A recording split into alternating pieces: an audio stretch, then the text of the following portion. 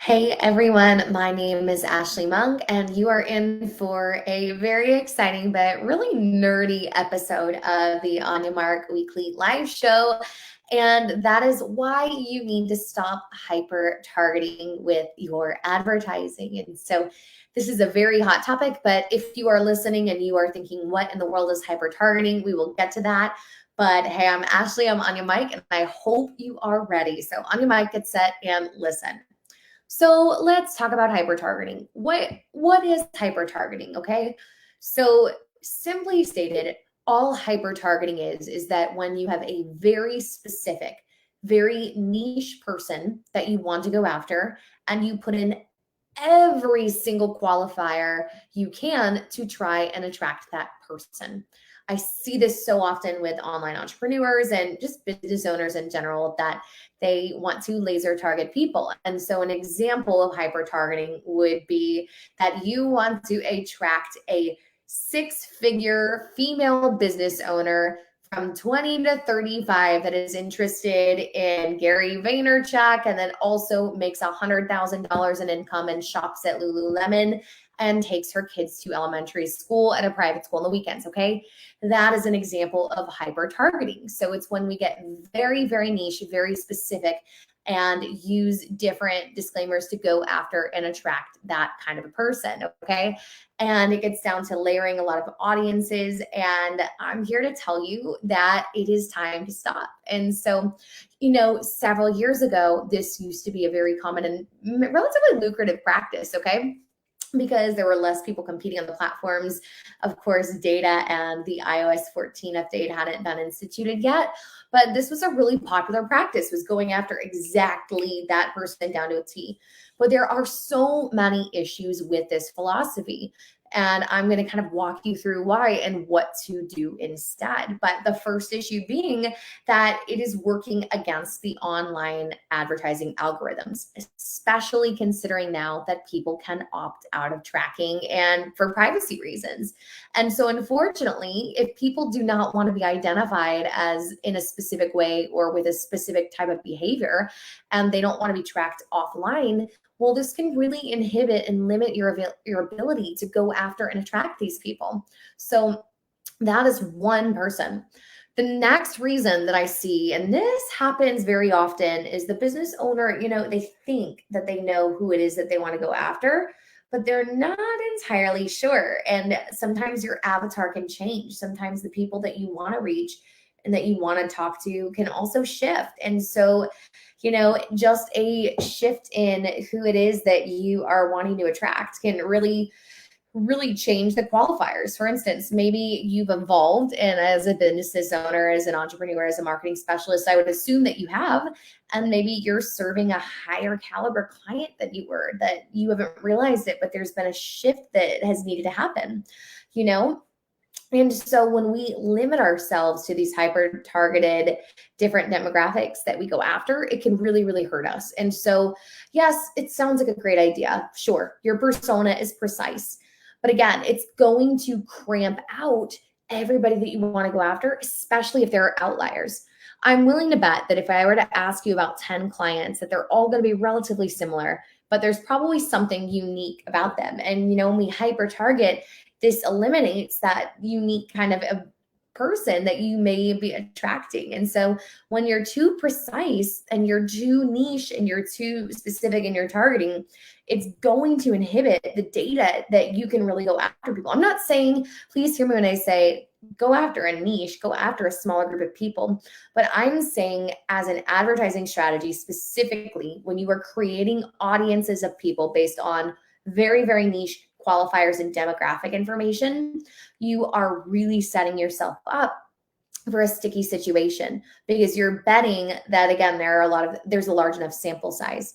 The other thing to remember about online advertising, again, is that it is typically based on sample sizes and on the masses. And so just like if you were to perform a case study or a science experiment, you would have to have a certain amount of people opt in and allocate to the study. And when you remove that sample size and dwindle it down, you're testing backwards. Okay.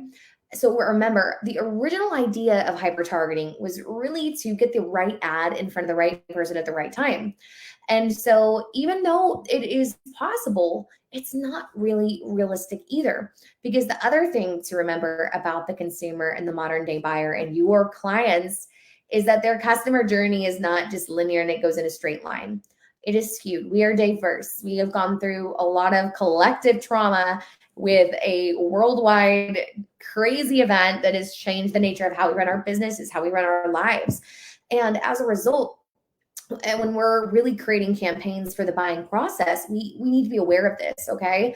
And again, it's just the consumer journey it's an evolving area. Like for instance, 3%, only 3% of households are in the market to buy a car at any time. And so even though it might seem like you're wasting a lot of money on consumers that may buy in the less months, you know that people are going to eventually buy that car. They may not buy it on your cycle, but they're buying on their cycle. And by hyper targeting to only people that are interested, not only is your sample size dwindling, but you're hurting and you're not seeing the bigger picture, bringing up costs for a market that may or may not be ready to buy that you advertise to. And so when you're only targeting people that are in market, it really can be a swing and a miss because the pool may and probably will run dry. Okay. Because a lot of times this hyper targeting focuses on an over focus of having users, and true growth is going to come attracting from new and lower frequency users. So now I've told you what not to do. Now I've told you what not to advertise, how not to target your buyers. And so what do we need to do? Well, we kind of need to invert the strategy and do the opposite. Again, I'm not saying you need to know your niche. You need to go after that person that you really want to attract. But the way to do that, by the misconception that many people have, isn't necessarily in your targeting. The way to attract that correct person instead of hyper targeting them is going to be through your messaging and going to be by learning about your consumer. That's why at our company, at our advertising agency, we do things differently.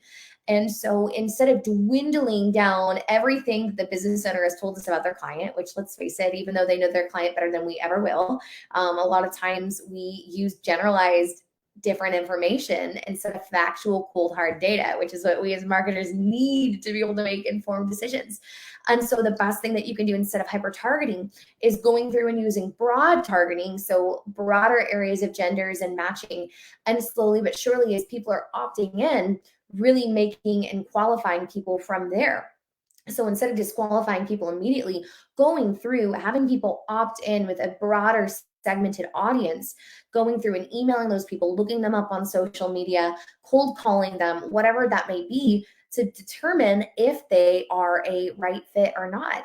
And this is really going to allow you to get, one, clear on your audience, but two, build your audience and test one variable at a time. And so, for instance, we just ran a B2B campaign recently about a marketing strategy template that we're going to use. And so the best way to do this is, again, I went after broader senior marketing directors as an audience. Didn't really I listed a huge age range to allow the algorithm to be able to float through a lot of different job titles and software interests, and use the creative to try to pull those people in. And as they came through, what I did, well, first and foremost, this allowed the algorithm to be able to optimize for leads because it had enough data feeding back to be able to know to show this out to more people. Because advertising platforms like Facebook, Instagram, Google, YouTube, they need a certain number of conversions in order to have more data to be able to show the ads to the right people. And so this first and foremost allowed me to hit that number of conversions to be able to measure if they were right or not. The next thing that this allowed me to do was look them up one by one and call them and ensure they're the right person so that I could add another layer like, okay, this person is coming from the beauty industry. Well, I don't want to work with the beauty industry. Maybe I should add a layer of SaaS, like software as a service. And so as we do that and we add those qualifiers in one by one, it's allowing us to still attract people, learn about our audience, but also, again, give the algorithm enough room to breathe so that there's a high enough number of conversions coming through in order for the advertising platform to find more people. So that is really the way that you need to shift that paradigm and switch from hyper targeting, because the way to attract the right buyer is always, and always and should be through your messaging, through creating ads that are geared toward the person that you want to attract, whether it's using colors that attract a younger audience, whether it's using language that attracts a more sophisticated buyer, whether it's writing copy and calling out attributes to that person.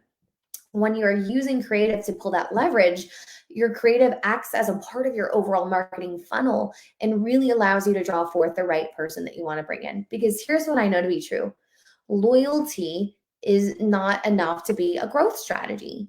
If all digital marketing focused on getting existing customers to buy more and people in the market to buy, there would be no budget left for getting new prospects that haven't purchased. Sure, it's an important component, but it's so important to remember that if we only focus on that specific niche group of people and showing ads to them only when they're in buying mode, a lot of people want to buy, they just don't want to be sold to, and they don't necessarily know that your product or your service is the solution to what it is that they need. And so unless you have a complete monopoly in your market, there's usually more potential in new buyers than past buyers. Sure, you want to nurture those relationships. You want to continue to upsell them. You want to reach out to that low-hanging fruit. But when it comes to an advertising perspective and bringing in more and more people in your ecosystem to buy, it really is the number of conversions you're going to get from people that are new and kind of in that cycle is really going to help you bring in that revenue. And so generate more awareness by casting a wider net across age, gender, and geography while creating content that's going to get people to take action. Then and only then can you really, really collect responses and analyze the data to determine who is the most responsive target group, create lookalikes that'll populate the next stage. And again, this doesn't mean too that you have to only target one persona. You could do what I've heard from a mentor coined as a rapid fire test. And that's going to be where you create similar creative to generate demand for your product, create multiple ad sets and test those ad sets to determine which persona is most interested using a lower intent objective like a video view. And so there are a lot of ways to be able to filter through this, but the most important lesson that I can give you again is to really try to eliminate hyper-targeting overall, especially when you have no data to go off of and you're trying to advertise and you're really getting your feet wet. It can really do a number to your campaigns, and leveraging the data that you have is going to be the way to go. All right, this was a technical episode and a mouthful to say the least, but I hope that if you're running advertising campaigns or you're considering running advertising campaigns for the first time, you have the data and everything that you need to be able to make an informed decision to determine how to best attract more and more of the right buyers. So stay tuned for our next episode. On your mark, get set, let's grow.